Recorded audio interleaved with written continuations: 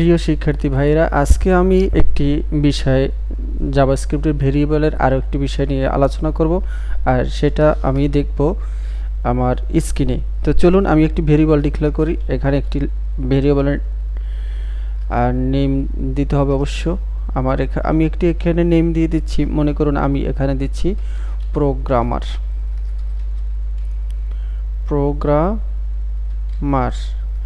এরপর আমি একটি ইকুয়াল সাইন দিতে হবে।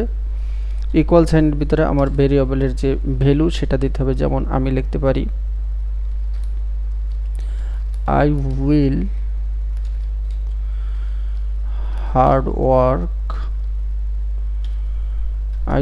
hard work to become a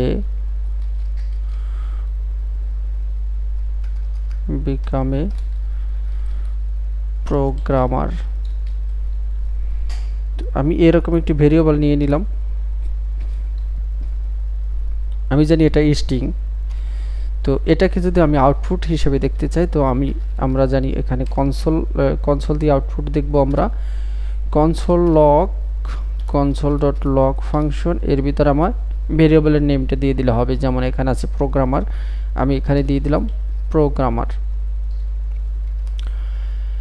তো প্রোগ্রামারকে দেওয়ার পর একটি সেমিকোলন দিলে আমি এটাকে কিন্তু এখন আউটপুটে দেখতে পাচ্ছি। যদি আমি এই টার্মিনালে ওপেন করি তাহলে আমি আউটপুট দেখতে পাবো। যেমন নোট hello.js যে ফাইল আছে, আমার ফাইলটা দেখিয়ে দিলাম। এরপর এন্টার দিলে দেখুন I will hard work become a programmer। যাই হোক, আমার এখানে আউটপুট দেখাচ্ছে। আমি যেটা দেখাতে চাচ্ছি, এখান থেকে আমি কয়েকটি অপশন বের করব।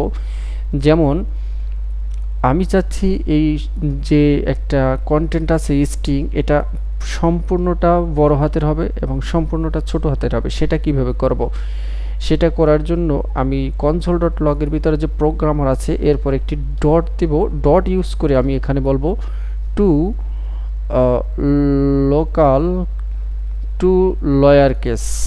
lowerCaseর পরে, আচ্ছা আমি বিষয়টা আর একটু ক্লিয়ার করি, তারপর এখানে টাইপ করি যাতে আপনাদের বুঝতে আরও সুবিধা হয়। যে এই লোয়ার কেসে প্রকাশ করার জন্য আমার একটি ফাংশন আছে, সেটা হচ্ছে টু lowerCase। টুর পরে এলটা হবে বড় হাতের, টু lowerCaseর এসটা বড় হাত, সিটা বড় হাতের, এরপরে একটি ফাংশন হবে। এটা হলো আমার ফাংশন। তাহলে আমি এই যে আমরা প্রথম ক্লাসেই জেনেছি যে ফাংশন লেখার জন্য একটি নেম এবং তারপরে দুটো ফার্স্ট ব্র্যাকেট দিতে হয়। টু lowerCase এটা একটি ফাংশন, এটাকে আমি ইউজ করব এই যে আমার ভেরিয়েবল আছে প্রোগ্রামার এর পাশে। তাহলে প্রোগ্রামের পর একটি ডট দেবেন। ডট দেওয়ার পরে আপনি এখানে টাইপ করবেন টু lowerCase। আমি এখান থেকে সিলেক্ট করে দিচ্ছি, তারপর ফাংশনটা ইউজ করতে হবে। তারপরে আমি ফাংশনটা ইউজ করলাম। তো এখন যদি আমি আউটপুট দেখি, তাহলে আমার এটা কি lowerCase হলো কি না, আমি সেটা দেখার জন্য আউটপুটে চলে যাব। তো আউটপুটে আমি দেখুন আমার এখানে আই কিন্তু বড় হাতের আছে, আমি ডিসপ্লে দেখতে পাচ্ছি আই কিন্তু বড় হাতের আছে। এখানে দেখুন সবগুলো lowerCase হয়ে গেল। তো এখানে আবার প্রোগ্রামের পিটাও বড় হাতের আছে, আই বড় হাতের আছে, এখানে কিন্তু বড় হাতের দেখায়নি, সব স্মল লেটার দেখাচ্ছে। তো আমি চাইতেছি সবগুলো আপার কেস করার জন্য, সেক্ষেত্রে আপনাকে এখানে লিখতে হবে টু আপারকেস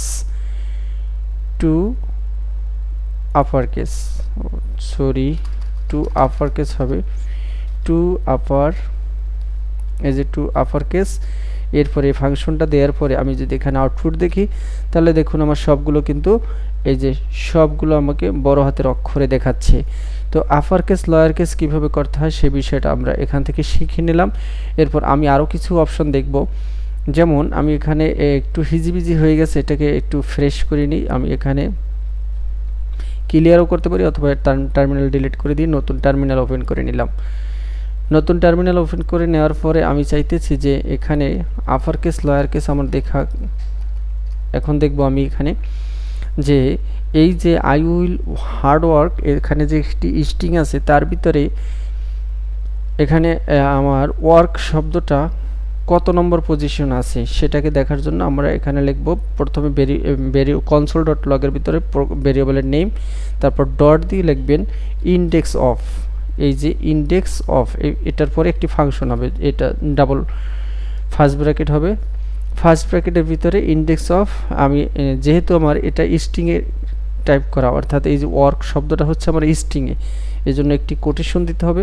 কোটেশনের ভিতরে আমি ওয়ার্ক শব্দটা লিখে দেব, ওয়ার্ক এই কথাটা লিখে দিয়ে, এখানে আছে সব ছোট হাতের, আপনার এখানেও কিন্তু ছোট হাতের দিতে হবে। আপনি যদি এখানে বড় হাতের দেন তাহলে আবার কাজ করবে না, তো সেটাও দেখাবো। তো না বুঝলেও সমস্যা নেই, দেখুন প্র্যাকটিস করতে করতে এক পর্যায়ে আপনারও মুখস্থ হয়ে যাবে এবং এটা মনে থাকবে।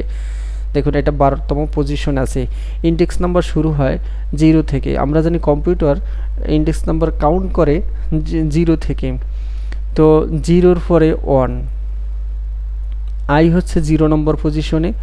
আর এখানে যে একটি হোয়াইট স্পেস আছে, অর্থাৎ এখানে যে একটি স্পেস দেখা যাচ্ছে, এটাকেও কিন্তু কম্পিউটার কাউন্ট করে, এখানে খালি, এটাকে খালি মনে করা হয় না।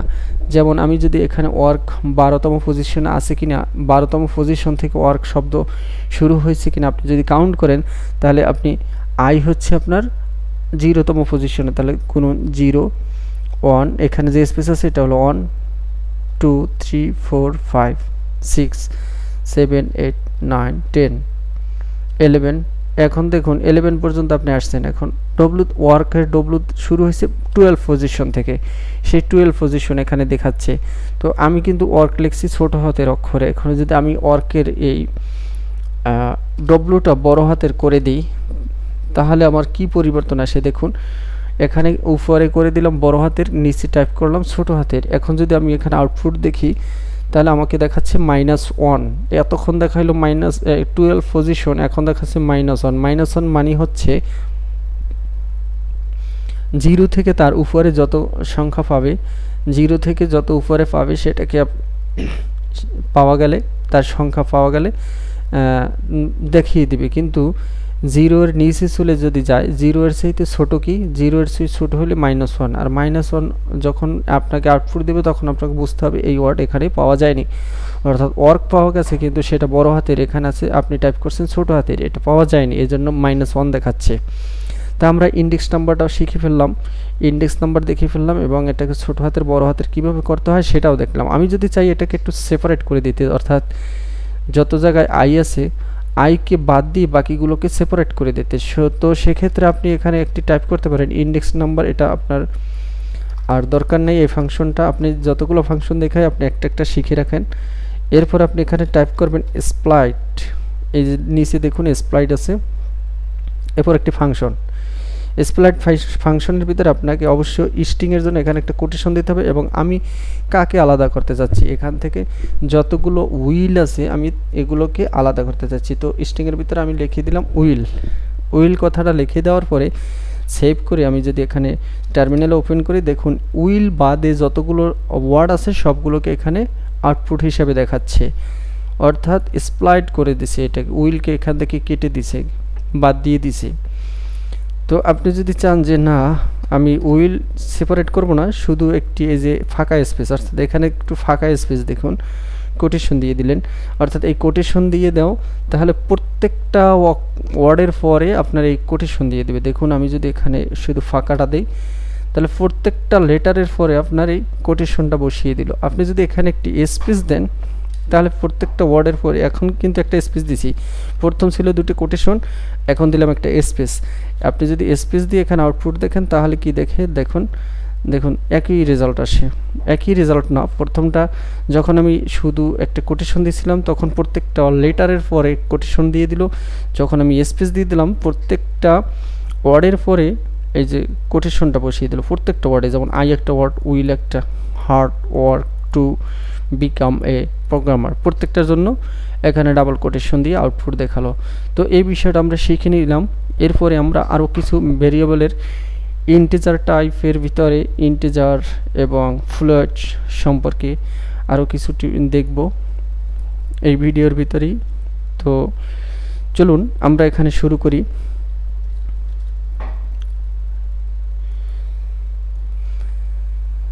আমি এখানে দুটো ভেরিয়েবল নেব, একটা ভেরিয়েবলের নেম দিলাম var, প্রথমে একটি ভেরিয়েবল নিলাম, নাম্বার দিলাম নাম্বার 1 ইকুয়াল দিলাম মনে করেন 30,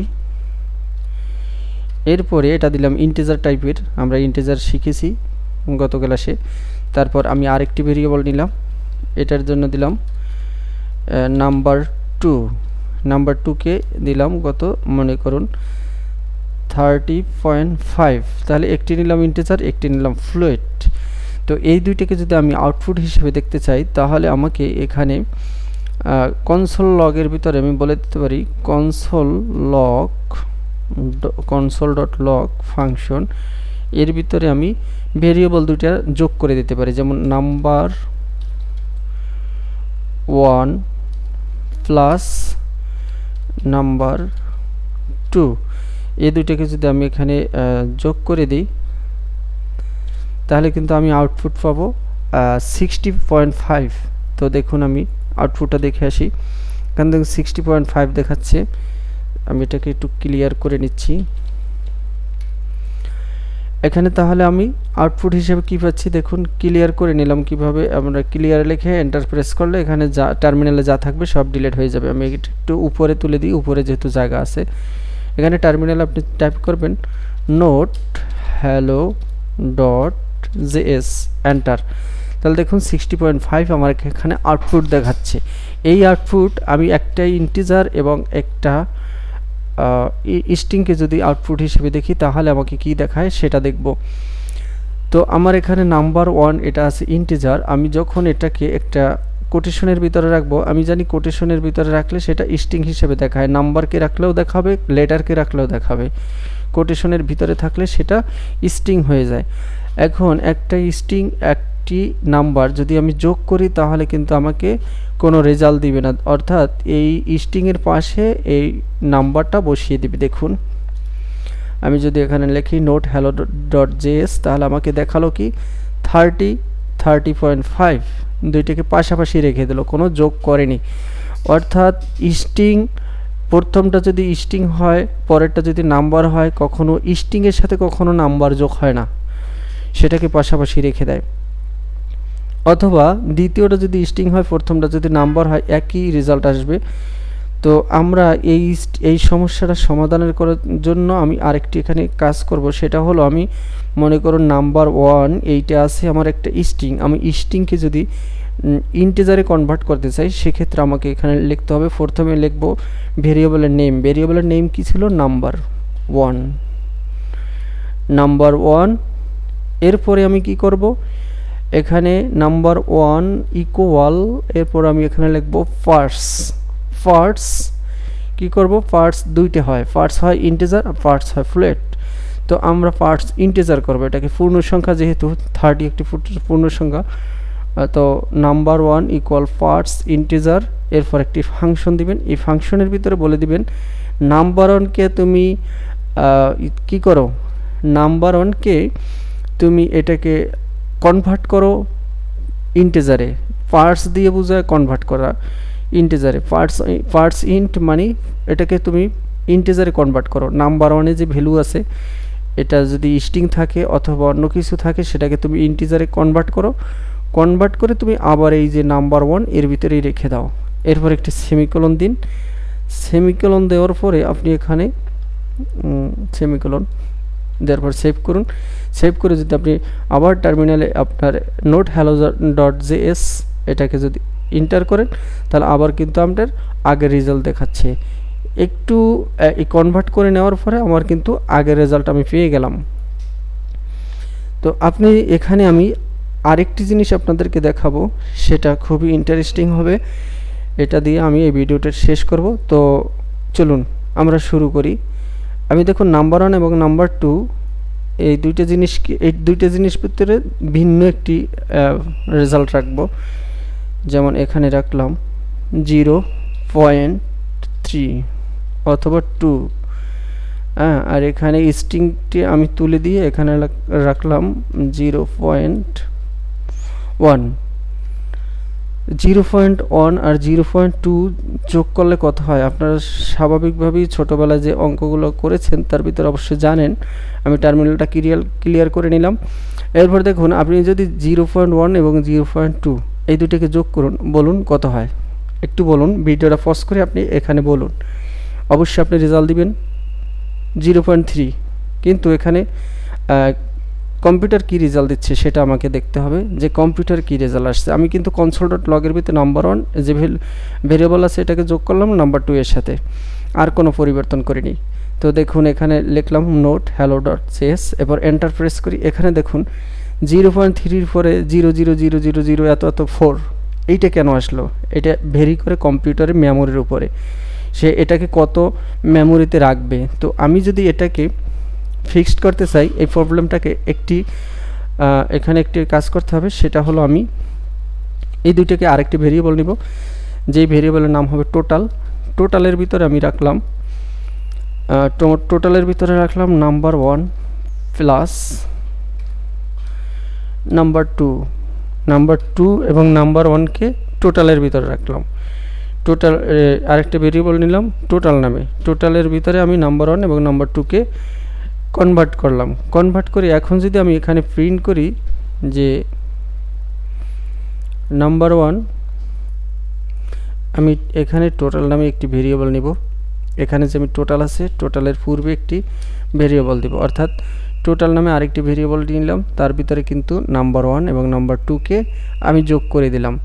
তো এই টোটালকে যদি আমি আউটপুট হিসেবে দেখতে চাই, সেক্ষেত্রে আমি যদি এখানে এই নাম্বার 1 আর 2 এখন আর প্রয়োজন নেই, কনসোল লকের ভিতরে যদি আমি টোটালকে রাখি তাহলে কিন্তু আমার আউটপুট এখানে দেখাবে। তো টোটাল নামে আউটপুট এই ভেরিয়েবলটা কেন নিলাম সেটা একটু পরে দেখতে পাচ্ছি। দেখো আপনার নাম এখানে রেজাল্ট কিন্তু একই আছে। তো এখন আমি যেটা করব সেটা হলো এই টোটালের পরে আমি বলে দেব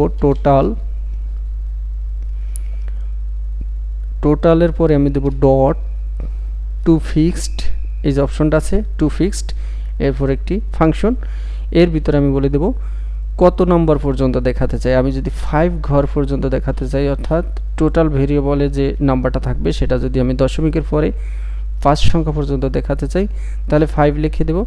লিখে দিলে আমার কিন্তু লিখে এখানে সেভ করার পরে এখানে আমি যদি কনসোলে টার্মিনালে ওপেন করি তাহলে আমার এটা to fixed total dot to fixed, এটা যদি